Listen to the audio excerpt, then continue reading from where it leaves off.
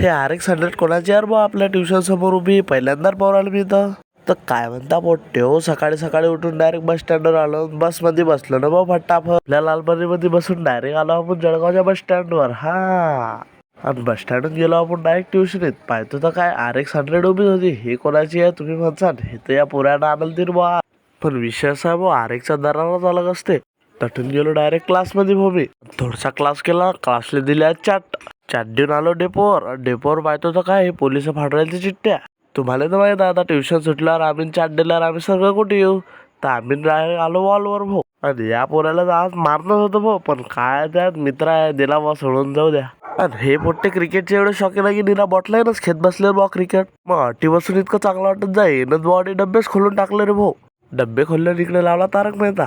तुम्ही म्हणता नाही काय, हे तटुला आंब्यात झाड होतं, तटुला तोडला भाऊ आम्ही कैऱ्या खाऊन झाला मस्तपैकी मिटलं. आलो आम्ही लायब्ररीतून गेलो आपण दुर्गा चौकात काऊन गेलो तुम्ही म्हणता, तर तुम्हाला सांगतोच ना भाऊ. आम्ही गेलो तटून चहा प्यायला सगळ्यात पहिले भाऊ टी कट्टावर. चहा तर पेलाच आम्ही ना, पण हा गडे पण तुला कचोरी खाऊ घालतो. म्हटलं तू ऐकून तर काय बी. म्हटलं चला बा आता लायब्ररीला देऊन देऊ आपण चाट. आता चाललो जाऊ घरी. तटून आलो आपण आपल्या मेन चौकात स्पेशल पाणीपुरी खायला. हे पाका